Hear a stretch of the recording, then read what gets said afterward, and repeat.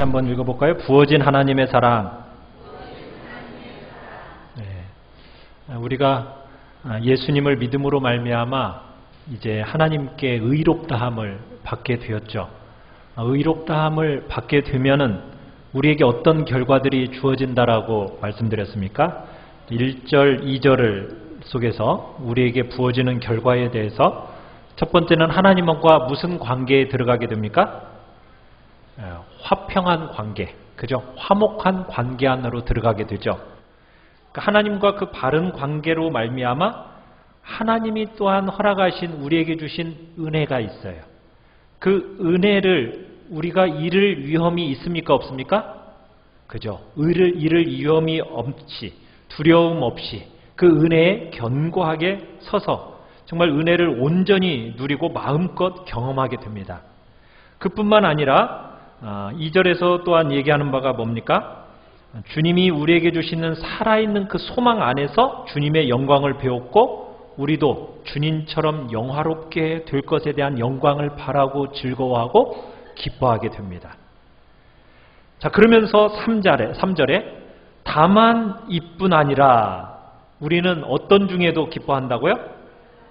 그렇죠. 환난 중에도 기뻐하고 즐거워한다라고 얘기하고 있어요. 여기서 중에도라는 뜻은 환난 때문에, 그죠? 고난 때문에 우리가 큰 감격과 기쁨이 어떻게 된다고요? 마음 벅차오르게 된다는 거예요. 고난이 찾아오면 마음이 막 벅차워 오르시죠? 기쁨이, 감격이. 왜 그런 일이 생긴다고요? 이유를 설명해 놨죠? 3절, 4절에서 인내와 연단과 소망이라는 성도들의 그 인격의 황금고리를 만드는 첫 번째 고리가 무엇이라고요? 환난이요 고난이기 때문이다 라고 지금 주님은 말씀하고 계시는 거예요. 그러니까 이 고난이라는 이 첫 번째 고리로 시작을 해서 우리를 어디로 연결시켜 갑니까? 고난은 무엇을? 환난은 인내를, 인내는 연단은 그렇죠. 소망이라는 그 고리로 우리를 데려가는 거예요. 그러니까 이 소망은 장래 언젠가 이루어질 것이라는 얘기죠. 그러니까 하나님께서 당신의 모든 영광을 가지고 이 땅에 오실 때 우리도 그분과 함께 영광스럽게 될 겁니다. 그런데 여러분과 제가 열심히 믿음을 지키며 살아가다 보면 문득문득 이런 생각이 들 때가 있어요. 어떤 오름이 드냐면은 야, 이렇게 고난 받는 중에도 내가 이렇게까지 세상 소망에 정말 소망 가운데서 살아가는데 이게 나를 실망시키면 어떻게 하지? 이 소망이라는 것이 나를 실망시키면 어떻게 할까라는 두려움이 우리 안에 딱 생길 수가 있어요. 그런데 그래서 우리가 이 소망을 붙들고 살기보다는 자꾸 현실의 경험에 그 경험을 소중하게 생각하면서 현실이 모든 것인 것처럼 자꾸 생각하며 사는 위험에 처하게 되는 겁니다. 그런데 오늘 5절에 보면은 본문 말씀은 뭐라고 얘기하고 있습니까? 고난을 통해서 갖게 된 소망은 절대로 우리를 뭐가 하지 않는다? 부끄럽게 하지 않는다. 실망시키지 않는다. 지금 이렇게 얘기하고 있습니다. 그러니까 하나님이 우리에게 주신 소망이라는 것은 우리를 절대로 낙심시키거나 실망시키거나 좌절시키는 일이 없다라는 거예요. 소망이 헛된 것이었구나 이런 말을 허락하지 않는다는 거예요. 왜 그렇게 된다라고 5절에서 또 이야기를 하고 있습니까? 이 소망이 부끄럽게 하지 아니함은 무엇 때문에? 하나님의 사랑 때문에. 하나님의 그 사랑 때문에 우리가 실망치 않게 된다는 거예요. 우리를 향한 포기하지 않으시는 그 하나님의 사랑 때문에 우리가 붙들고 살아가는 그 소망이 실패로 돌아가거나 우리를 낙심시키는 일이 다시는 없다라고 오늘 본문은 우리에게 설명하고 있다는 얘기입니다. 여러분, 사람들에게 가장 본질적인 필요가 뭘까요? 사람들에게 가장 본질적인 필요, 여러 가지가 있겠죠. 그렇지만 그 무엇보다도 가장 핵심적인 자리에 뭐가 있느냐? 사랑이 있습니다. 사랑. 사랑이라는 것은 죽은 자를 일으킬 수 있는 힘과 능력을 가지고 있습니다. 아무리 불가능해 보여도요, 진실된 사랑을 경험하면요, 사람을 다 뒤집어 놔요. 변화시켜요. 여러분, 그 사랑의 위대함과 그 능력에 대해서 아세요? 모르세요? 우리가 뭐 이런 소설이나 드라마나 어떤 영화 같은 것을 보더라도 그 사랑에 대한 이 이야기를 딱 듣고 나면 막 감동이 되지 않으세요? 감동이 되고 힘이 되고 위로를 주고, 그리고 많은 사람들에게 사랑에 대한 이야기가 정말 가슴 뿌듯하게 정말 감동스러움과 기쁨으로 다가온다는 거, 우리가 참 늘 보고 있는 내용이잖아요. 그죠? 그런데 이 사랑에 대한 얘기를 하는데, 우리는 사랑에 대한 얘기를 하면 그 사랑의 얘기가 나와 관계된 것처럼 여겨집니까? 아니면 강 건너 불구 구경하듯이 남의 이야기처럼 여겨집니까? 내 얘기가 아니고 꼭 남의 얘기처럼 이렇게 느끼는 경우가 많죠. 그죠? 우리가 사랑하면은 나하고는 좀 거리가 먼 것 같아. 그게 참 많은 사람들이 느끼는 아픔이고 어려움이에요. 그 사랑이 내 것이 아니라고 느끼는 거예요. 그냥 영화 속의 한 얘기고 소설 속에 써있는 그 주인공의 얘기지, 나와는 그 사랑이라는 것과는 먼 것처럼 느껴지는 그 모습이 우리의 모습일 경우가 많다는 거예요. 나는 그 사랑의 대상이 될 수 없다는 식으로 느끼는 거예요. 그런 사랑은 내 것이 아니라는 거예요. 여러분, 사람들이 사랑에 대해서 좋아는 하지만 정말 마음속에 여전히 비어있고 영혼 깊은 곳에 말할 수 없는 탄식과 좌절이 있는 이유가 무엇이겠습니까? 그 사랑의 결핍 때문이에요. 사랑이 내 것이고 내게 주어졌다라는 그 마음을 가지지 못한 채 사랑의 결핍으로 살아가기 때문에 사람들이 많은 채워지지 않는 고통과 아픔을 느끼게 된다는 얘기입니다. 여러분은 어떠세요? 사랑받고 사십니까? 옆분한테, 옆 사람한테, 당신은 사랑받고 사세요? 한번 물어보세요. 네, 사랑받고 살고 계시죠? 별로. 여러분, 우리는요, 많은 놀라운 사랑을 받은 자들입니다. 성경을 열어보시면은, 성경 어디를 열어봐도 주님이 얼마나 여러분을 사랑하시는지 다 말씀하고 계세요. 그 사랑이 여러분과 저를 구원했고요. 그 사랑이 자격 없는 우리를 이 예배의 자리에 불러주셨고요. 그 사랑이 우리를 삶을 살아가면서 경험하는 모든 하나님의 선함과 복주심의 뿌리에 다 그 사랑이 깔려 있어요. 그럼에도 불구하고 우리는 그 삶의 경험의 자리에 갈 때마다 주님의 그 사랑을 누리지를 못하고 있어요. 고난이 찾아오면은 뭐라고 생각해요? 하나님이 나를 미워하시나 봐. 나만 보면 왜 이러실까? 하나님의 사랑에 대해서 견고한 그 사랑 안에 붙들리지를 못해요. 고난 때문에 뭐 할 수 있다라고 얘기했어요? 성경은 고난 중, 환난 중에도 뭐 한다? 감격해하면서 기뻐하고 즐거워한다. 가슴 벅차 놀라워해야 되는데 우리는 고난을 겪어가면서 뭐 해요? 쉽게 좌절하고 하나님의 사랑을 의심하는 거예요. 주님이 나를 버리신 건 아닐까? 주님이 나를 모른다고 하는 건 아닐까? 주님이 나를 떠나가신 건 아닐까? 이게 우리가 고난 속에서 드는 생각이에요. 두려움이에요. 이게 오늘날 많은 성도들이 마음속에 품고 있는 하나님의 사랑에 대한 그 마음입니다. 그게 경험이에요. 사랑하는 성도 여러분, 주님께서 여러분들을 얼마나 사랑하는지 알고 계세요? 여러분, 그 사랑을 구체적인 삶의 자리에서 누리고 여러분은 경험하고 계십니까? 쉼없고 아픔 없고 공고하고 고통이 따르는 이 세상에 살아갈 때마다 여러분 이 세상의 모든 목마름과 배고픔과 지침과 상함에도 불구하고 여러분을 다시 살려내시는 그 하나님의 사랑을 여러분들은 누리고 계십니까? 그분의 요동치 않는 사랑, 여러분을 그 요동치 않는 그 사랑의 자리로 여러분을 데리고 가서 그 사랑을 변함없이 붙들고 그것을 맛보고 여러분을 그 성도의 존귀한 자리로 데려가시기 위해서 하나님이 우리에게 뭘 주신다고요? 고난을 주시는 거예요. 고난. 환난을 주시는 거예요.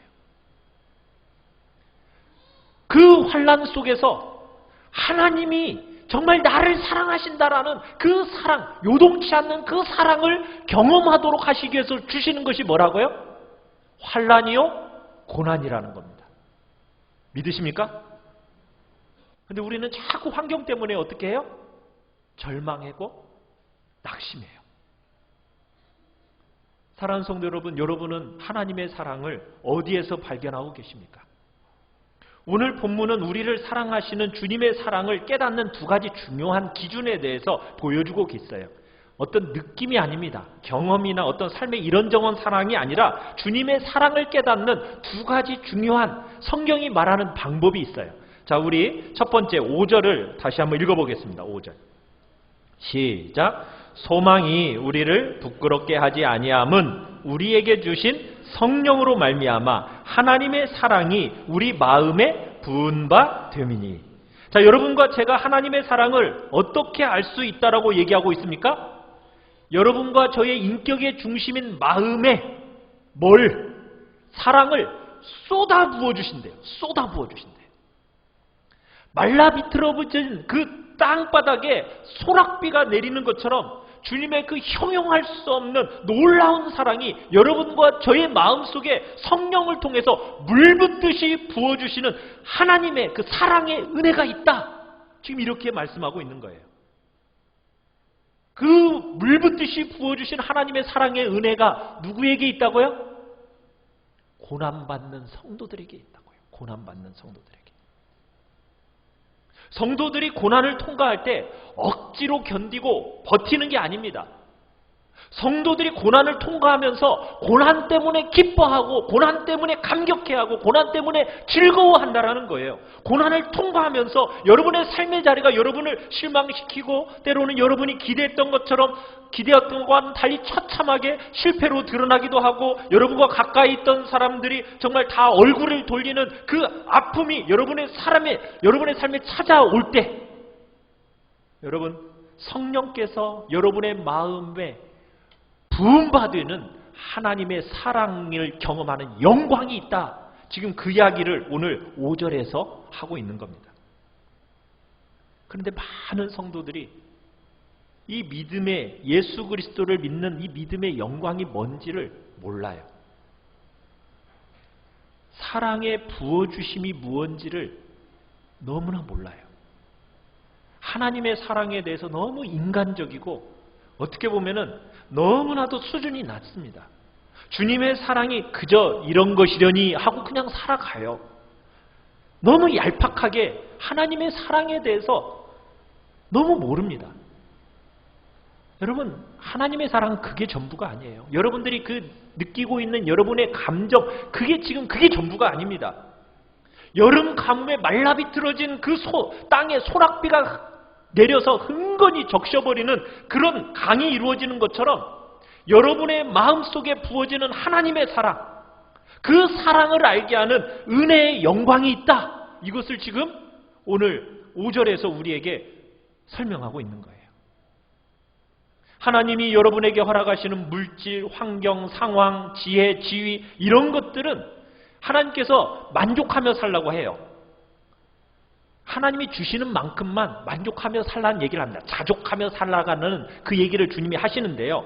주님이 우리의 목마름이 멈추면 안 된다라고 말씀하시는 영역이 있습니다. 그 영역은 무엇입니까? 하나님의 그 고귀한 영광과 은혜와 사랑에 대한 목마름입니다. 그것만큼은 만족해하지 말고 자족해하지 말고 끝없는 갈망 속에 살아갈 것을 주님은 우리에게 말씀하고 계시는 거예요. 여러분이 너무 쉽게 여러분의 수준으로 하나님의 은혜를 가름하지 마십시오. 하나님의 사랑은 이 정도일 거다라는 식으로 여러분 하나님의 사랑을 너무 쉽게 가름하지 말라는 거예요. 말로 표현할 수 없는 그 하나님의 사랑이 있습니다. 여러분의 지각과 이해와 논리를 넘어서는 하나님의 놀라운 사랑이 여러분의 마음과 영혼에 부어지는 그 은혜가 있다라는 거예요. 부어지는 하나님의 사랑, 은혜 무엇인지 여러분 아십니까? 알고 싶죠? 부어달라고 여러분 기도를 하십시오. 많은 믿음의 선진들 가운데 많은 분들이 그 사랑에 말할 수 없는 부어주심의 은혜를 경험한 사람들이 있어요. 요한 웨슬레를 아십니까? 요한 웨슬레가 누구죠? 감리교 창시자죠.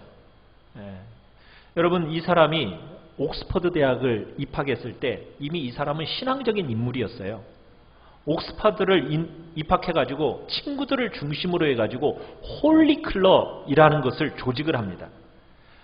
이 홀리클럽에 있었던 당시 사람들은 기도하는 것이 다른 사람들과는 달랐어요.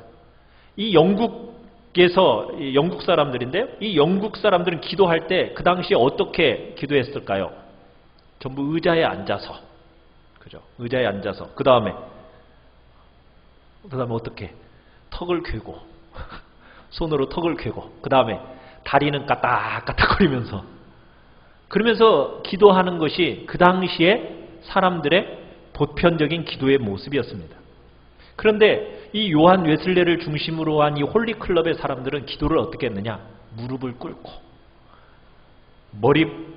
마룻바닥에 고개를 쳐박고 그러면서 하나님의 은혜를 목말라 하면서 기도했던 사람들이 바로 이 요한 웨슬레를 중심으로 한 홀리클럽의 사람들이었어요. 그래서 그 당시의 사람들이 이 그룹의 사람들을 가리켜서 메소디스트, 방법주의자들 이런 식으로 표현했습니다. 왜냐하면 하나님을 찾고 하나님 앞에서 경건한 삶을 살기 위해서 어떤 특정한 방법을 정말 붙들고 살았다 해가지고 방법주의자들 이런 식으로 불렀다는 겁니다. 그만큼 이 요한 웨슬레는 어려서부터 대학 시절부터 탁월한 신앙의 인물이었어요. 그리고 대학 시절에 이미 교도소를 방문하면서 또 가난한 사람들을 돌봐주면서 말씀 연구에 대해 매진하고 그렇게 기도하고 끝없이 경건 생활을 했습니다. 그런 그의 생애에 큰 위기가 찾아오게 돼요.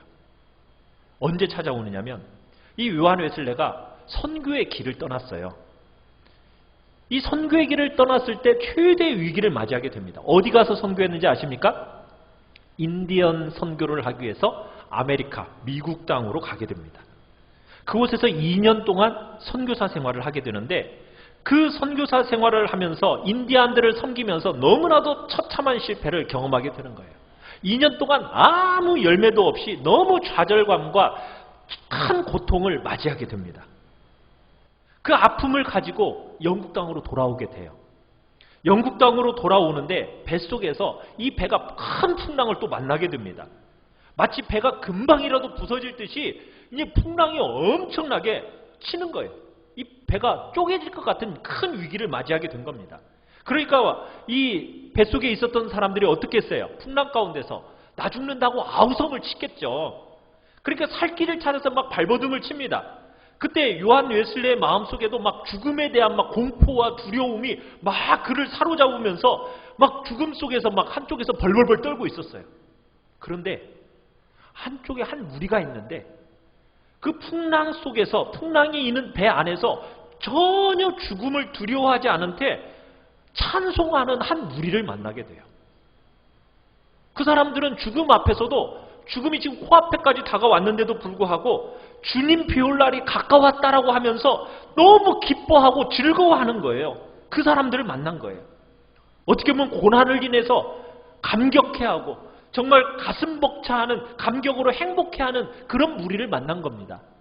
그 사람들이 누구냐면 모라비안 성도들이라는 사람들인데 교도들인데 요한 웨슬레가 이 사람들을 보면서 자기 신앙생활에 심각한 문제가 있다라고 깨닫게 됩니다. 어떻게 저 사람들은 죽음을 목전에 놓고도 저렇게 기뻐하고 행복해할 수 있는가? 나는 죽음의 공포에 사로잡혀서 이렇게 정말 나는 고통스러워하는데 하면서 자신과 이 사람들을 비교하면서 심각한 고통에 빠지게 돼요. 처참한 실패감, 고통, 번민 가운데 이 요한 웨슬레가 이제 하나님 앞에 정말 주님 앞에 막 기도로 나아가다가 하나님께서 마음의 문을 딱 열어주셨어요. 그리고는 그 순간에 이 요한 웨슬레의 마음에 정말 하나님의 사랑을 물붓듯이 부어주시는 그 경험을 하게 됩니다. 얼마나 하나님의 사랑이 부어졌는지 뭐라고까지 얘기했느냐면 하나님, 저 다 죽을 것 같아요. 이제 그만! 저 그만! 이렇게까지 하면서까지 말할 수 없는 뜨거움을 경험하게 됩니다. 그러면서 이제 우리가 아는 웨슬레가 등장하게 되는 거예요. 이 웨슬레가 산에 사람들을 모아놓고 이제 광부들에게 설교했는데 막 수천 명씩 회개하는 역사가 나타납니다. 그리고는 감리교의 창시자로서 요한 웨슬레가 등장하게 돼요. 여러분이 하나님의 사랑을 붙들고 믿고 그렇게 살아가고 계십니까? 그 하나님의 사랑이 성령 안에서 물붓듯이 부어지는 정말 그 사랑에 사로잡히고 정말 압도되는 세계가 있다라고 오늘 성경은 우리에게 얘기하고 있는 거예요. 그냥 단지 머리로만 알고 머리로만 이해하는 정도가 아닙니다.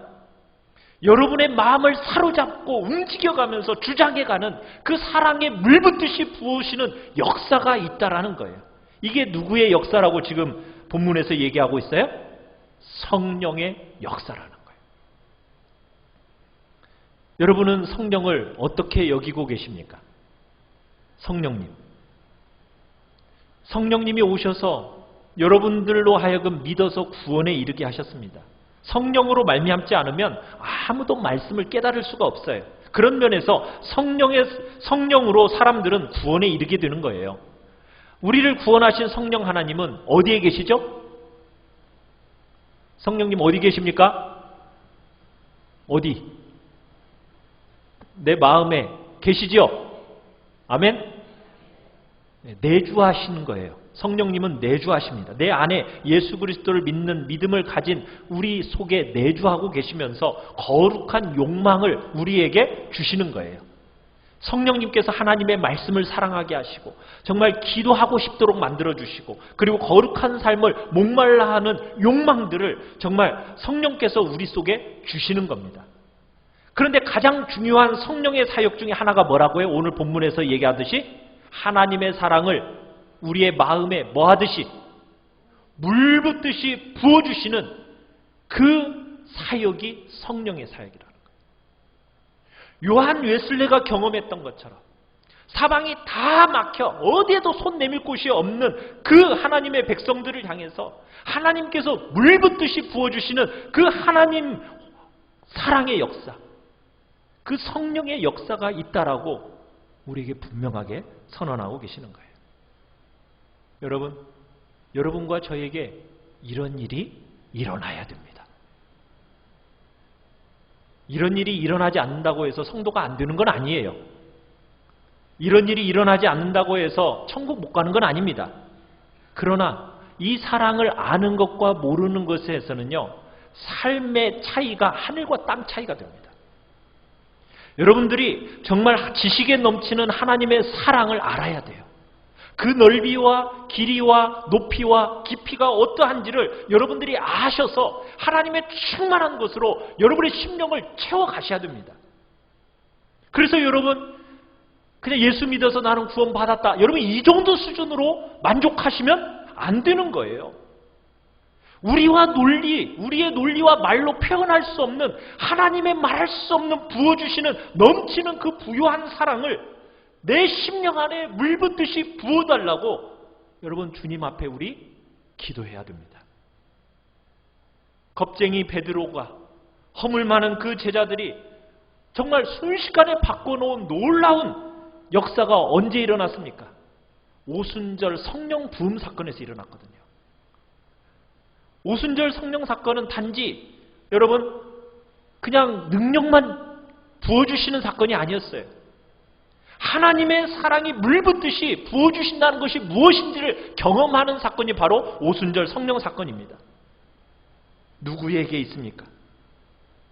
이 땅 어디에서도 피할 곳이 없는 고난의 길을 믿음으로 가는 성도들에게 열어지는 하나님의 놀라운 사랑에 부어주심이 있다. 주님은 말씀하십니다. 여러분 고난 중에 계십니까? 그 고난 중이 뭐 할 기회라고요?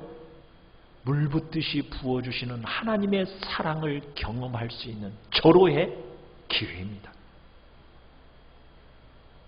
고난 받고 싶으시죠?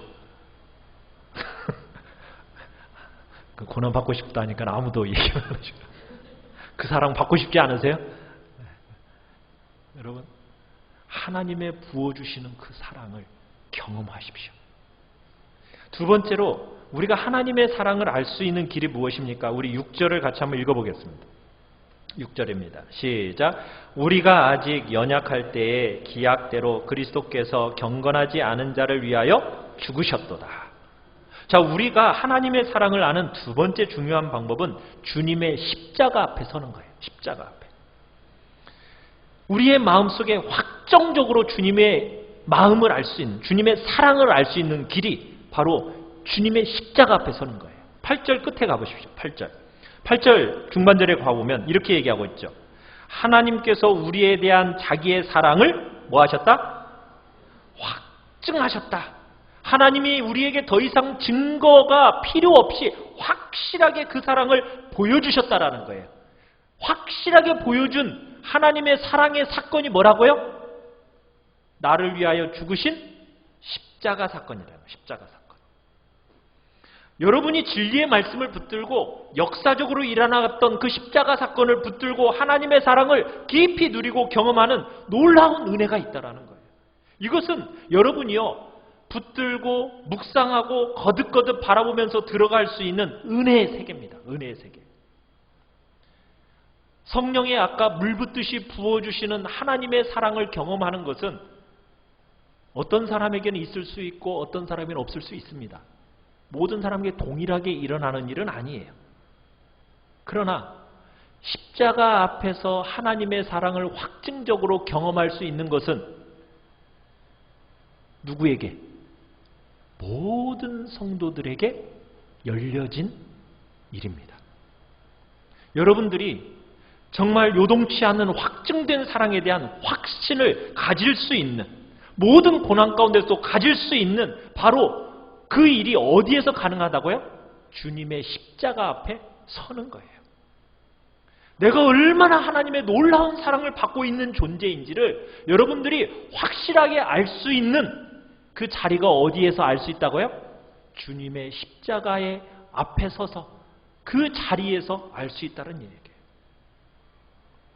여러분이 고난에 던져지고 정말 모든 가산이 탕진당하고 때로는 눈에 넣어도 정말 아깝지 않은 그 사람을 먼저 보낼 수도 있고 요동할 수 없는 그 사랑의 확증이 주님 안에 있다라는 것, 그것을 우리가 어떻게 할 수 있느냐. 그런 상황 속에서도 오늘 본문은 두 가지 중요한 교훈을 우리에게 주고 있어요. 첫 번째로 여러분이 하나님의 사랑을 어떻게 할 수 있느냐. 6절에 그 사랑을 누가 주는지를 볼 때 알 수 있어요. 그 사랑을 누가 주는지. 여러분 사랑을 주시는 그분이 얼마나 존귀하고 놀라운 분인지를 알 때 그 주님의 사랑을 알게 된다는 거예요. 여러분은 정말 사랑받고 싶은 너무나 귀한 분이 여러분을 사랑하신다. 그러면 얼마나 감격스러워요. 그죠? 정말 모든 사람들이 저 사람으로부터 내가 사랑받으면 얼마나 좋을까? 여러분 그런 존귀한 분이 나를 사랑한다. 여러분 그러면은 우리의 마음에 그 사랑에 대한 감격이 어떻습니까? 남다르지 않겠어요? 그런데 오늘 나를 사랑하시는 그분이 어떤 분이라고요? 6절에서는 뭐라고 얘기하고 있습니까? 그리스도 이렇게 얘기했어요. 그리스도. 그리스도가 누구이십니까? 그리스도는 하나님의 아들이십니다. 그죠? 신은 어떻게 보면은 신분과 본질에 있어서는 그분은 하나님 자신이시죠. 하나님의 독생자 이렇게 얘기했습니다. 독생자. 여러분 독생자라는 의미가 뭐예요? 비교할 것이 없는 사랑스러운 이게 독생자란 뜻이에요. 이분은 하나님이시면서 창조와 정말 계시와 구원의 중보자이시고 모든 일의 핵심이신 분이 바로 그리스도이십니다. 세상의 구주이시고 온 세상의 주인이신 그분이 누구를 사랑하셨다고요? 나를 사랑하셨다. 나를. 정말 사랑받고 싶은 그런 존재로부터 내가 뭐하고 있다고요? 사랑받고 있다는 거예요. 여러분 하나님이 우리를 사랑하신 그 사랑을 어떻게 나타내 주셨습니까? 아들을 이 땅에 보내심으로 나타내 보여주신 거예요. 정말 존귀하고 영광스러운 아들이 여러분과 저와 똑같은 모양으로 이 땅에 오신 겁니다. 너무 낮고 천한 모습으로 이 땅에 오셔서 모든 고난과 낮음에 자신을 내어주셨어요. 너무나 탁월한 하나님이심에도 불구하고 스스로 고난과 낮아짐에 자신을 반복적으로 내어주셨습니다. 그리고 마침내 어떻게 되셨다고요? 십자가 위에서 죽으셨습니다. 자신의 생명을 들으면서까지 우리를 사랑하셨다라고 말씀하고 계시는 거예요. 자신의 생명을 드리면서까지. 그분이 주실 수 있는 모든 것을 우리에게 다 주신 거예요. 하늘 영광 보좌를 뒤로 한 채 주님은 우리를 위해서 낮고 천한 자리에 우리 자기 자신을 내어주셨습니다. 우리의 모든 고난과 경험 아래 자신을 굴복시키셨습니다. 그리고 그것으로 절대 만족하지 아니하시고 누구도 받은 적이 없는 희생적이고 헌신적인 사랑을 우리에게 주셨지만 그것으로도 절대 만족하지 않고 우리에게 무엇까지요? 자기의 생명까지 주어서 생명으로 우리에게 말씀하신 거예요. 내가 아낌없이 내가 너희를 사랑한다. 내가 모든 것을 다 주어서까지 내가 너희를 사랑한다 말씀하시는 거예요. 여러분 주님의 사랑을 느끼고 확인하고 확신하는 자리, 그 유일한 자리가 어디라고요? 바로 주님이 죽으신 그 십자가의 자리라는 얘기입니다. 그 십자가의 자리에 하나님의 말할 수 없는 하나님의 사랑이 확증되어져 있다라는 거예요. 여러분 죽음의 최후의 진술, 어떻게 보면 죽음이라는 것은 최후의 진술이에요. 거기에 더해질 수 있는 게 있습니까? 없습니까? 없죠. 그렇지 않습니까? 주님이 여러분과 저를 위해서 마지막 모든 일을 다 하시고 대신해서 죽으신 거예요. 주님의 사랑이, 하나님의 사랑이 얼마나 크고 놀라운지를 우리에게 보여주신 겁니다. 거기다가 주님의 사랑을 아는 두 번째 길은 뭐냐? 그리스도, 이 세상의 온 우주 만물의 창조주이시오 주인이신 그분이 누구를 사랑하셨냐는 거예요. 누구를. 우리는 사랑받을 만한 사람을 사랑하죠. 그죠? 누구든지 좀 예쁘게 생긴 사람을 좋아하잖아요. 그러면은 우리가 주님의 사랑을 몰라요. 사랑은 그런 게 아니거든요. 자기의 모든 것을 다 주시고 목숨을 버리면서 우리를 사랑하셨다고 말씀하셨던 그분이 누구를 사랑하셨습니까? 6절에서 누구를 사랑하셨다고요? 연약한 자를 사랑하셨습니다. 연약한 자. 오늘 시대는 얼마나 조건과 자격이 난무하는 시대입니까? 그런 시대에서 사랑받을 만하지 않은 사람, 그 자를 사랑하셨다라는 거예요. 능력 있는 사람이 우대받는 이 시대 속에서, 뭔가 남다른 것을 가진 사람이 우대받는 이 시대 속에서 연약한 자를 사랑한, 연약한 자. 연약한 자라는 게 문자 그대로 번역하면 뭡니까? 힘없고 무능한 자를 사랑하셨다. 힘없고 무능한 자. 이 세상의 관점으로 주님의 사랑을 보지 마십시오. 여러분이 힘이 없고 정말 무능할 때 여러분을 사랑하셨다는 거예요.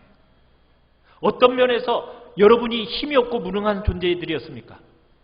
자신의 생명을 구원하는 일에는 아무런 능력도 없고 지혜도 없는 존재였어요. 우리는요. 주님 자신이 얼마나 망가졌는지, 내가 얼마나 망가졌는지도 몰라요. 내가 구원이 필요한지도 몰라요. 그게 우리였어요. 그런 우리를 구원하시는, 정말 노력도 할 수 없는 그런 연약한 우리를 주님이 사랑하셨다는 거예요. 다르게 말하면 하나님을 기쁘시게 할 수 있는 어떤 능력도 없는 정말 그런 자를 하나님이 사랑하셨다는 겁니다. 주님이 사랑하신 사람들이 누구입니까? 아무 능력이 없는 연약한 자 주님이 사랑하셨어요. 여러분들이 예쁜 짓 하기 때문에 주님이 여러분을 사랑하시는 게 아니에요. 무슨 자격과 공로를 갖추었기 때문에 하나님이 여러분을 사랑하시는 게 아닙니다. 여러분이 뭔가 나음이 있기 때문에 그런 게 아니에요. 하나님은 사랑스럽지 못해도 다른 사람하고 비해서 정말 연약하고 허물 많아도 주님은 그런 자를 사랑하신다는 거예요. 6절에서 또 어떤 자를 사랑하셨다고 얘기합니까? 경건하지 않은 자를 사랑하셨다 이렇게 해서 경건하지 않은 자. 경건하지 않다는 얘기는 뭐냐면 하나님처럼 생기지 않았다는 거예요. 나하고 좀 닮은 구석이 있으면 사랑스럽죠. 근데 나하고 닮은 구석이 하나도 없어. 그러면요. 이게 사랑스럽지 않은 거예요. 그런 자를 주님이 사랑하셨다는 거예요. 주님이 이런 우리를 사랑하셨는데 우리는 자꾸 이 세상을 살아가면서 자꾸 조건에 자격에 너무 익숙합니다. 그래서 주님이 7절 8절 같이 한번 읽어보겠습니다. 7절 8절 시작. 의인을 위하여 죽는 자가 쉽지 않고 선인을 위하여 용감히 죽는 자가 혹 있거니와 우리가 아직 죄인 되었을 때 그리스도께서 우리를 위하여 죽으심으로 하나님께서 우리에 대한 자기의 사랑을 확증하셨느니라. 자, 의인을 위하여 죽는 자가 쉽지 않고 의인 어떤 사람임을 얘기하는 겁니까?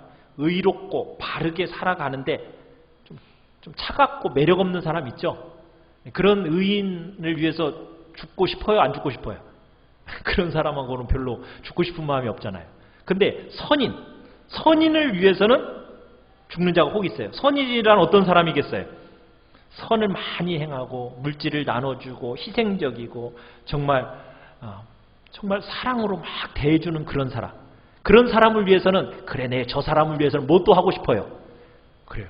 자신의 목숨도 버려서 내가 저 사람을 위해서는 그런 거 혹 있잖아요. 자, 그런데 주님은 어떤 사람을 사랑하셨다고요? 죄인이요. 여러분 결혼해가지고 진짜 사랑한다고 해서 결혼하셨죠? 옆에 사람이 있는 그 사랑한 그 사람 막 내 목숨까지 막 내주고 싶죠? 웃겨요. 아니 사랑한다고 그렇게 결혼해놓고서는 그리고서는 내 거 뭐 하나 포기하기 어렵죠. 이게 우리의 사랑의 모습이에요. 그런데 주님은 누구를 위해서? 죄인을 위해서 죽으셨다는 거예요. 여러분과 제가 아무런 조건이나 공로를 갖추기 전에 돌아가심으로써 우리를 사랑하는 그 산 증거를 보이셨다는 얘기입니다. 그런데 많은 사람들이 이 주님의 사랑을 누리지를 못해요. 내가 하나님의 사랑을 받으려면 뭔가 자격 좀 갖춰야 되죠.